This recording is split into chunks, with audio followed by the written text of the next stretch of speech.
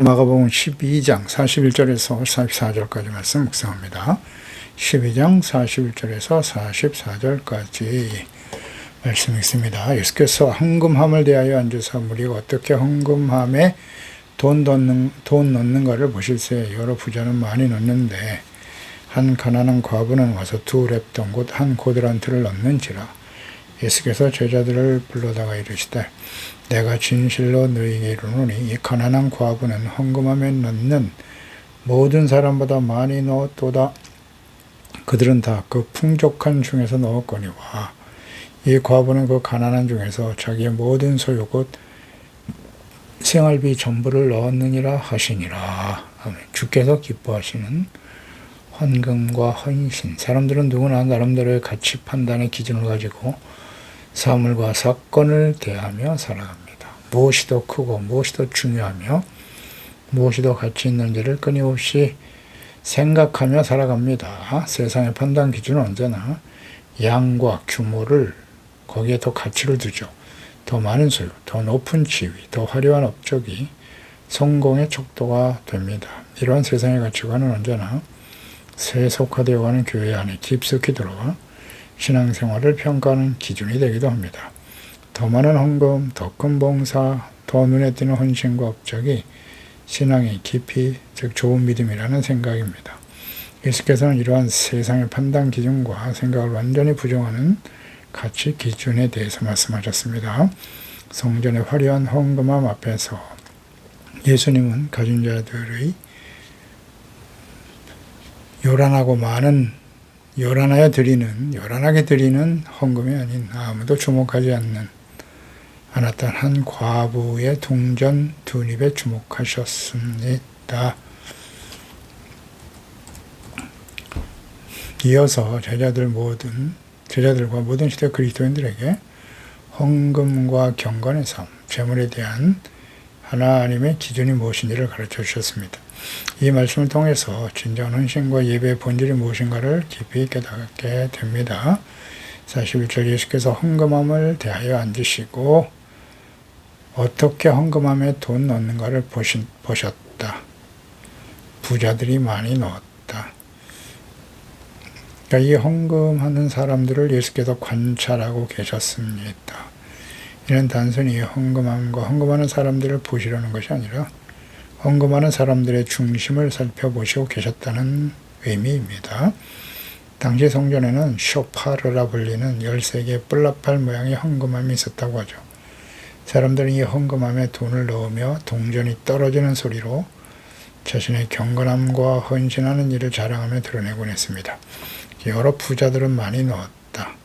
그들의 헌금은 동전이 부딪히는 소리부터 달랐을 것입니다.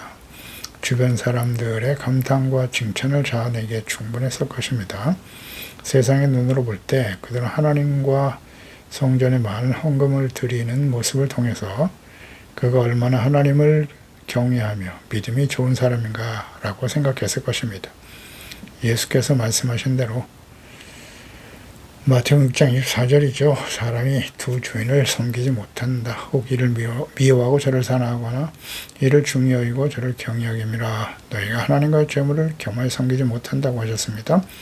재물이 아닌 하나님을 주로 섬기며 사랑과 가치를 재물이 아닌 하나님께 두고 있다는 분명한 증거가 재물을 드리는 11조 헌금일 것인데요. 헌금을 많이 드리는 부자들 중에는 신실한 사랑과 믿음을 가진 사람들도 있습니다. 하나님께 대해서 신실한 사람들, 그러나 많은 헌금을 드리는 사람들은 하나님께로부터 많은 복을 받았음을 감사하며 드리는 사람들도 있지만 이를 통해서 자신이 얼마나 믿음이 좋은 사람인지 또 하나님께 얼마나 많은 축복을 받았는가 이것을 인정받고 과시하며 자랑하려고 하는 불순한 의도를 가진 사람들도 있습니다. 예수께서는 지금 성전에서 헌금하는 사람들을 살피고 계셨습니다. 누가 얼마나 많은 헌금을 드리는지 세상적인 가치와 인간적인 판단으로 보시는 것이 아니라 드리는 사람들의 마음과 형편이 어떠한지 그 중심을 보고 계신 것입니다. 부자들이 많은 헌금을 드리는 것을 지켜보셨습니다. 부자라고 해서 모두 다 많은 헌금을 드릴 수 있는 것은 또한 아닙니다. 42절에 한 가난한 과부는 와서 두 렙돈 한 고드란트를 넣었다. 예수께서 지켜보시던 한 과부는 두 렙돈이다. 부자들의 헌금은 그들의 부유함이 넘치는 그 가운데서 나온 것이기 때문에 실제적인 희생이 아니었다. 자신의 삶에 엄청난 희생을 요구하는 그런 헌금은 아니었을 것입니다. 그것은 종종 자기의 의의를 드러내기 위한 과시적 행위였고 예수님은 그들의 동기를 꿰뚫어보고 계셨을 것입니다. 잘 알고 계시죠. 소란스러운 부자들의 헌금 행렬이 지나간 후에 예수께서 그 선행길에서 말씀하실 때 과부의 가산을 삼키며 외식으로 길게 기도하는 서기관들을 신랄하게 책망하셨는데요. 어쩌면 외식하고 탐욕에 사로잡힌 공의원들에 의해서 모든 것을 빼앗긴 한 과부였을지도 모르는 그 과부가 헌금하는 모습을 지켜보고 계신 것입니다. 당시 사회에서 과부는 가장 소외되고 경제적으로 무기력한 계층을 상징하는 것이죠. 그가 와서 조용히 두 렙돈을 넣었다.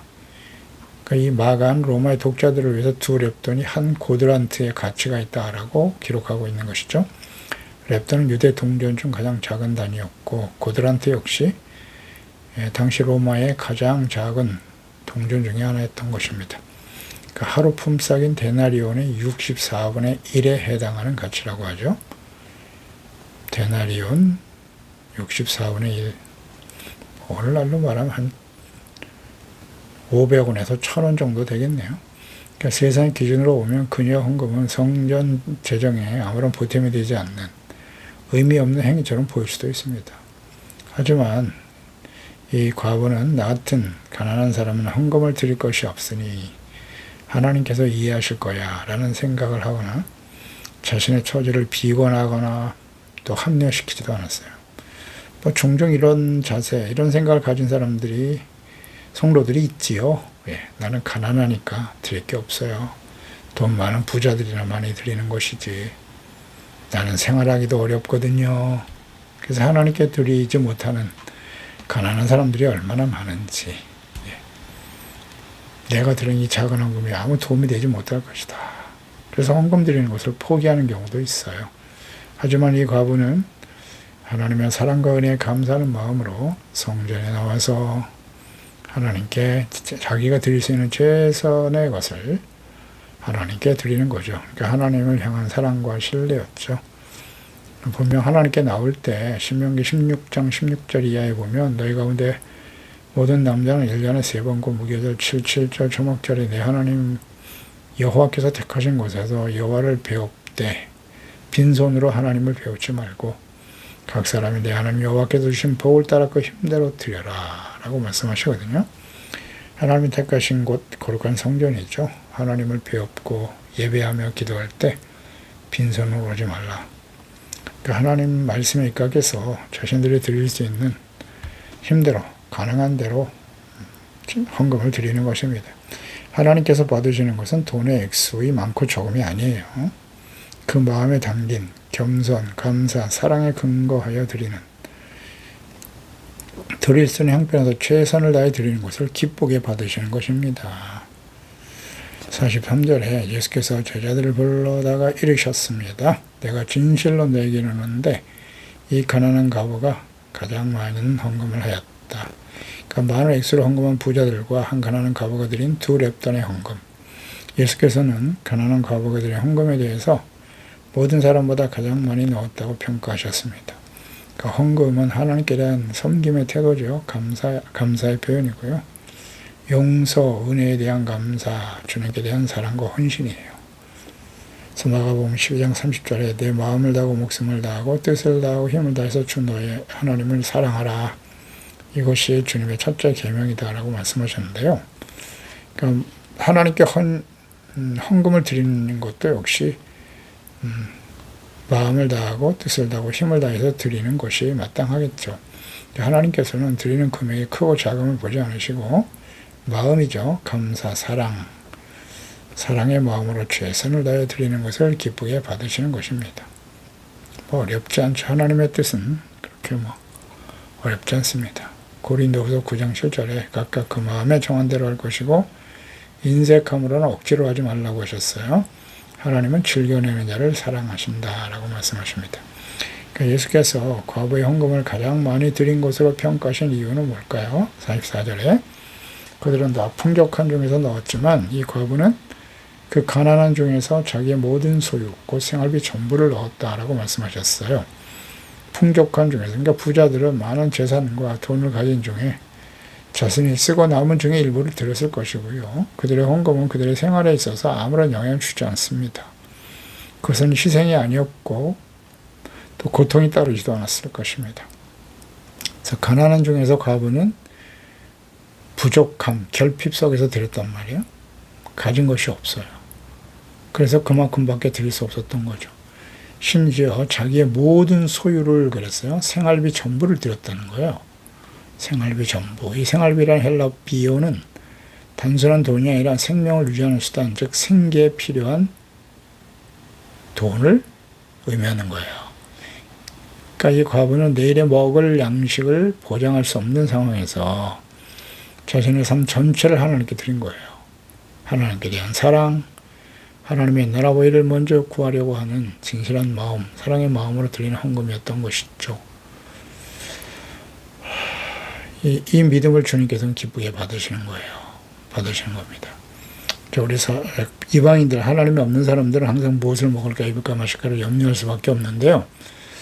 이 한 가난한 과부 역시 마찬가지 아니겠어요? 이 헌금을 드리면 생활비 전체를 드렸으니까 내일 내가 무엇을 먹을까 마실까 염려되지 않겠습니까? 네, 당연히 그러겠죠. 그런데 이방인들이 아니라 무엇을 염려하여 무엇을 먹을까 마실까 염려하지 않고 하나님께서 이 모든 것을 더해 줄 것이다 라는 것을 믿으며 하나님의 나라와 의를 먼저 구하는 마음으로 드린 것이죠. 이것이 진정한 믿음이에요. 믿음입니다. 그러니까 우리가 하나님께 이렇게 드렸으니까 하나님이 나의 삶에 모든 것을 더하여 주시겠지. 조건부로 드리는 게 아니라 진실한 마음, 중심을 보시니까요. 하나님께서는 내가 이렇게 드리면 하나님은 어떻게 해 주실 거야.